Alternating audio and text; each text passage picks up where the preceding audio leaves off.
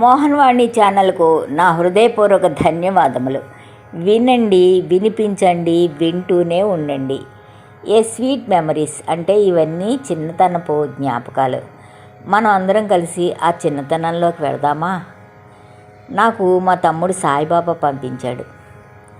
సాయిబాబా వెలిచేటి నాకు చాలా నచ్చింది ఇది. నేను మళ్ళీ చిన్నతనంలోకి వెళ్ళిపోయాను. మీరు కూడా వెళ్ళాలని అనుకుంటున్నాను. మరి వెళదామా మన చిన్నతనంలోకి? రైల్వే స్టేషన్లో వేయింగ్ మిషన్ ఎక్కడానికి 10 పైసల బిళ్ళ కోసం మారాం చేసిన జనరేషన్ మంది. ఇంటి ముందుకు వచ్చే పాల ఐసు 10 పైసలు, ఫ్రూట్ ఐసు 5 పైసలు. దానికోసం కూడా పేచీలే. ఎస్ఎస్సి పాస్ అవ్వగానే టైప్ ఇన్స్టిట్యూట్కి పేపర్లు గుండ్రంగా చుట్టుకుని వెళ్ళేవాళ్ళం. గుర్తుందా మీకు? అద్దెకి నవల్స్, బుక్స్ తెచ్చుకుని చదువుకునేవాళ్ళం. సినిమా హాలు క్యూలో పాటల పుస్తకాలు కొనుక్కుని బట్టీలు పట్టేవాళ్ళం. గుర్తుందా మీకు? గెజిటెడ్ ఆఫీసర్లు అయినా సైకిళ్ళు తొక్కి వెళ్ళేవారు ఆ రోజుల్లో. డ్రాయింగ్ రూముల్లో జిమ్ములు తొక్కే అవసరం పడేది కాదు. చేబదుళ్ళకి కాదేది అనర్హం. పిన్నిగారింట్లోంచి గ్లాస్తో కాఫీ పొడైనా, బాబాయ్ గారి ర్యాలీ సైకిల్ అయినా, పక్కింటి అన్నయ్య జామెట్రీ బాక్సు, స్కూల్ డ్రామాకి ఎదిరింటి అక్కయ్య జడగంటలు, ఇవన్నీ తెచ్చుకునేవాళ్ళం. అప్పు పుట్టిన పచారీ షాపులు, బట్టల కొట్లు ఉండేవే కావు. రేషన్ షాపులో పంచదార కోసం, కిరసనాయిల్ కోసం క్యూలో నిలబడి డ్యూయెట్లు పాడుకునేవాళ్ళం. పాల సీసా కోసం బూతుల దగ్గర నిలబడినప్పుడు లవ్ లెటర్లు ఎక్స్చేంజ్ జరిగేవండోయ్. గుర్తుందా మీకు? మధ్యతరగతి మందహాసం కాదు, పగలబడి నవ్వేది.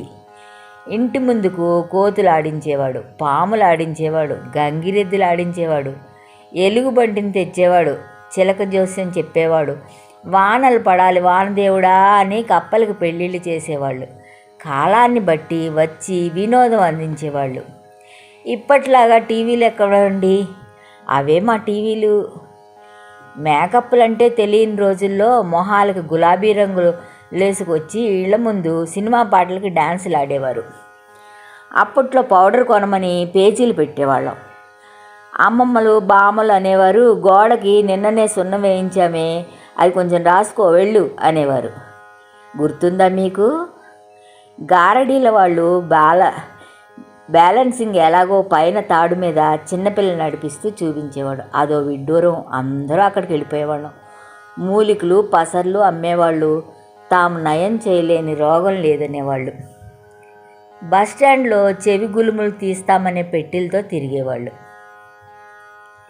ఇళ్ల ముందుకొచ్చి సవరాలు కడతామనేవాళ్ళు. వాళ్ళ కోసం బాక్సుల్లో జుట్టు ఊడితే దాచుకునేవాళ్ళు పెద్దవాళ్ళు. మధ్యాహ్నాలు భోజనాలు అయ్యి వంటింటి గుమ్మం మీద తలపెట్టి కునుకు తీస్తుంటే దువ్వెనలు, బొట్లు, కాటుక, ప్లేట్లు, ఇయర్ పిన్స్, రబ్బర్ గాజులు, రిబ్బన్లో అంటూ పెట్టి నెత్తిన పెట్టుకొచ్చి వాళ్ళ దగ్గర దొరకని ఫ్యాన్సీ వస్తువు ఉండేది కాదు. వాళ్ళు వెళ్ళగానే పాత బట్టలకి స్టీల్ సామాన్లు ఇస్తాం అనేవాళ్ళు. ఎన్ని చూపించినా గంగాళం కాకుండా ఆఖరిని ఉక్కు గిన్నె ఇచ్చిపోయేవాళ్ళు. గోతాముడు పాత బట్టలు వదిలిపోయేవి.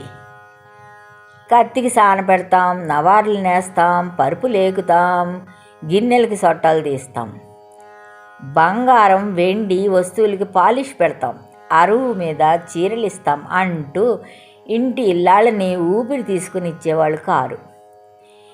ఇంకా ముగ్గు అమ్మేవాళ్ళు, ఉప్పు అమ్మేవాళ్ళు, కూరలు, పళ్ళు అమ్మేవాళ్ళు. సరే మాదా కబళం వాళ్ళు అన్నం వండి ఉంటే పెట్టమ్మా, నీ కొడుకులు, బిడ్డలు, మనవలు సల్లగుండా అంటూ టైముల వారీగా వచ్చేవాళ్ళు. సాయంత్రం 8 గంటలకు బిచ్చగాడొచ్చి పెడితే మా నాన్నమ్మ మాత్రలు వేసుకునేది. ఇంకా రేడియోలో బినాకా గీత్మాల ఊహల రెక్కలు విప్పేది. బూలే బీస్రే గీత్ అమరలోకాల్లో విహరింపజేసేదండోయ్. రహస్య ప్రేమలు, అచ్చట్లు, ముచ్చట్లు, ఏమిటో అనుకోవడాలు. పొద్దుట సంస్కృత వార్తలు. ఇది బలదేవానంద సాగరతో ప్రారంభం అయితే ఈ మాసం పాటలు కార్మికుల కార్యక్రమాలు, సంక్షిప్త శబ్ద చిత్ర పరిశ్రమ ప్రసారాలు, వివిధ భారతి, మీరు కోరిన పాటలు, పండితులచే నిర్మించబడ్డ నాటకాలు. వాహ్, రేడియో స్వర్ణయుగం అది. అప్పట్లో పేపర్ చదువుతూ కాఫీ తాగిన మనుషులు అరుదు. ఇంగ్లీష్ పేపర్ చదివితే లాంగ్వేజ్ ఇంప్రూవ్ అయినట్లే దూరదర్శన్లో ఇంగ్లీష్ వార్తల వల్ల ప్రొనౌన్సియేషన్ నేర్చుకున్నాం. తాతయ్యకి దూరపు చుట్టాలకి ఉత్తరాలు రాస్తూ లెటర్ రైటింగ్ నేర్చుకున్నాం. ఉభయ కుశలోపరి ఎక్కడ పెట్టాలి, గంగా భారతి సమానురాలైన అంటూ ఎప్పుడు వాడాలి, ఎన్నని చెప్పగలం. ఆ పాత మధురమైన జ్ఞాపకాలు ఇప్పటికీ ఎప్పటికీ మా గుండెల్లో నిలిచిపోయి, మా గుండెలో ఆగే వరకు మాతో వెన్నండి ఉండే, మమ్మల్ని నడిపిస్తున్న గుర్తులు. ఏదండి పరమపద సోపాన పటం, ఆ గవ్వలేవి, ఆ ఆటలేవి, అమ్మ చేతి మురుకులు లేవు, అలసట లేని పరుగులు లేవు, ఎత్తరుగులు మొత్తం వెళ్ళిపోయాయి. రచ్చబండలు మచ్చుకు కూడా లేవు. వీధిలో పిల్లల అల్లరి లేదు. తాతలు ఇచ్చే చిల్లర లేదు. ఇప్పుడు అన్నిటికీ కార్డులే. చిల్లరెక్కడుంది? దేవుడికి కూడా కార్డు పెట్టాలి. ఆ యుగం వచ్చేసిందండి. 7 పెంకులు ఏమైపోయాయి? ఎద్దురంకులు ఏడగిపోయాయి. ఎక్కడా వెదురు తడికలు లేవు. ఏ తడికి భోగి పిడకలు లేవు. కూరలమ్మే సంతలు లేవు. పెరుగులమ్మే ముంతలు లేవు. బువ్వాటలాటలు విందే లేదు. గవ్వలాటలకు ముందే లేదు. కుప్పిగంతులు లేనే లేవు. కళ్ళగంతలు కానేరావు. డ్రింకు మూతల గోలే లేదు. వచ్చాలాడే ఇచ్చా లేదు. కోతికామచ్చి ఏమైందండి? అవ్వ అప్పచ్చి ముందే వెళ్ళిపోయింది. గూటి బిళ్ళ గూటికి పోయింది. తొక్కుడు బిళ్ళకు రెక్కలు వచ్చాయి. గచ్చకాయలు మచ్చుకు కూడా లేవు. చింతపిక్కలు లెక్కకే లేవు. చింతపండులోనే చింతపిక్క లేదు, ఇంకెక్కడిది చింతపిక్క. ధారగా కారే ముక్కులే లేవు. జోరుగా జారే లాగులు లేవు. కొబ్బరి పుచ్చు కొరుకులు లేదు. కొండముచ్చుకు కెలుగుడు లేదు. బట్టలు మురికికి అంటపోయే, మనసుకి మురికి జంటగా చేరుతోంది. కాకి ఎంగిలి కరువైపోయిందండి. భుజాన చేతులు బరువైపోయాయి. అన్ని రంగులు ఏడకో పోయాయి. ఉన్న రంగులు మాసిగలాయే. దానికి తోడు కరోనా వచ్చిందప్పుడు. బళ్ళు గుళ్ళు మూసుకుపోయాయి. బడికంటలు ఊసేలేదు. గుడికి పోయే జాసే లేదు. బడికి పోయే జాసే లేదు. మూతులన్నీ మాస్కుల పాలయ్యాయి. చేతులన్నీ సబ్బుల పాలయ్యాయి. ఆన్లైన్లో పాఠాలు, అర్థం కాని చదువులు. ప్రశ్నకు జవాబులుండవు. కొన్నాళ్ళు పోతే ప్రశ్నలే ఉండవు. ప్రస్తుతం బాల్యం వెలవెలపోతోంది. దానికి మూల్యం ప్రస్తుతమాయే. పిల్లలకి ఫోనే ఇవ్వాలి. బొమ్మలిస్తే ఎక్కడ విసిరి కొడుతున్నారు. రేపటి సంగతి దేవుడికెరుక. నేటి బాలలకు తప్పని చురక. బాలానందం లేని జీవితం. మానవాళికే మాయని మరక. మనమే అదృష్టమండి. మనం పుట్టినప్పుడు ఒక ప్రత్యేక తరానికి చెందిన వాళ్ళం. చాలా సాధారణ స్థాయి బడిలో చదువుకున్నాం. దాదాపు మన తరం వాళ్ళు అన్ని విషయాల్లో నిష్ణాతులుగా కనిపిస్తారు. ఆంగ్ల మాధ్యమంలో చదువుకోకున్నా మాకు ఆ భాష మీద భలే పట్టుండేదండి. ఒక్క ఆంగ్లమే కాదు, మేము చదువుకున్న ప్రతి విషయంలోనూ ఎంతో ప్రతిభ చూపించేవాళ్ళం. లెక్కలు, సామాన్య శాస్త్రం, సాంఘిక శాస్త్రం, ఇంకా ఎన్నో విషయాలు ఎంతో శ్రద్ధగా నేర్చుకునేవాళ్ళం అండి. పోటీ చాలా ఎక్కువ ఉన్న ఈ రోజుల్లో అదేమంత గొప్ప విషయంగా కనిపించకపోవచ్చు. కానీ ఆనాడు ఉన్న సామాజిక ఆర్థిక పరిస్థితులు మేము సాధించింది చాలా ఎక్కువనే చెప్పుకోవాలి. దాదాపు ప్రతి కుటుంబంలో కనీసం 4 నుండి 6 పిల్లల వరకు ఉండేవారు.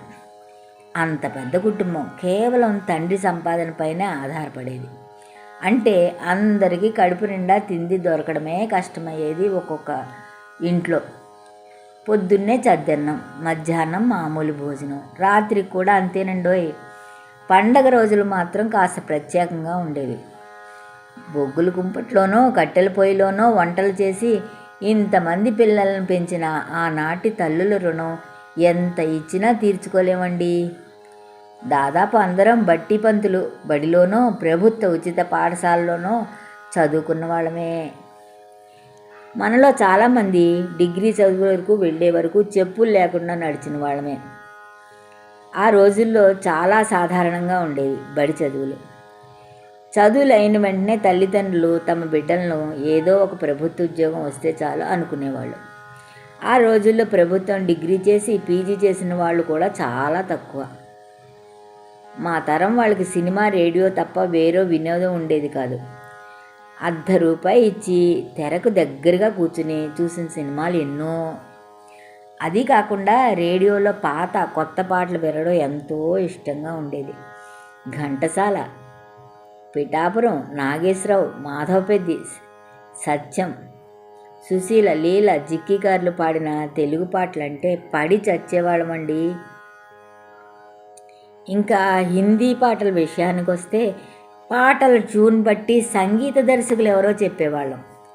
ఎస్డి బర్మన్, నౌషద్, మదన్ మోహన్, శంకర్ జయకిషన్, లక్ష్మీకాంత్ ప్యారేలాల్, కళ్యాణ్జీ, ఆనంద్జీ, ఒకరేమిటి ఎన్ని పేర్లు చెప్పుకోవాలో తెలియలేదు. ఈ సంగీత సామ్రాట్లు అందించిన పాటలు ఈనాటికి శ్రోతల హృదయాల్లో చిరస్థాయిగా నిలిచి ఉన్నాయి. మాకు ఉన్న మరో వినోదం చెప్పమంటారా? పగలు గూటి బిళ్ళ, గోళీలాట, 7 పంకులాట, రాత్రికి హరికథలు, బుర్ర కథలు, నాటకాలు చూడడం. ఇదే వినోద కాలక్షేపం. ఈనాటికి దాదాపు మనం అందరం అంతేనండి. జీవితంలో ఉన్నత ఉద్యోగాలు, వ్యాపారాలు చేసుకున్న వాళ్ళమే, పిల్లలను పై చదువులు చదివించి ప్రయోజకులు చేసిన వాళ్ళమే. అయినా ఉత్సాహం ఏ మాత్రం తగ్గకుండా ఇంకా యువకుల్లా కనిపిస్తున్న వాళ్ళమే. ఈ వయసులో కూడా మన చిన్నప్పటి స్నేహితులను పేరు పేరున గుర్తించుకున్న వాళ్ళమే. మనకన్నా అదృష్టులు ఎవరుంటారు చెప్పండి? మనం అదృష్టవంతులమే. అందుకే వీలైనప్పుడల్లా కలుసుకున్నాం. ఏమంటారు? మన ఛానల్లో, మోహన్ వాణి ఛానల్. ఆహా, జ్ఞాపకాల దొంతర అంటే ఇది. అచ్చంగా మన బాల్యాన్ని మనమే చూసుకున్నట్టుంది కదా. చూడండి, ఇది అందరికీ నచ్చుతుందండి. మా తమ్ముడు సాయిబాబా వెలిచేటి పంపించాడు. మోహన్ వాణి తెలుగు పోడ్కాస్ట్ వింటున్న శ్రోతలందరికీ హృదయపూర్వక ధన్యవాదాలు. వినండి, వినిపించండి, వింటూనే ఉండండి మోహన్ వాణి తెలుగు పోడ్కాస్ట్. మీరు వింటున్నారు మోహన్ వాణి. మా కార్యక్రమాలు మీకు నచ్చితే ఇప్పటివరకు మా ఛానల్కి సబ్స్క్రైబ్ చేసుకోకపోతే వెంటనే ఈ క్షణమే సబ్స్క్రైబ్ చేసుకుని ఆ పక్కనుండే బెల్ బటన్ని మ్రోగించి అందరికీ షేర్ చేసి మీ విలువైన కామెంట్ను కూడా చేసి మమ్మల్ని ప్రోత్సహిస్తారని కోరుతున్నాను.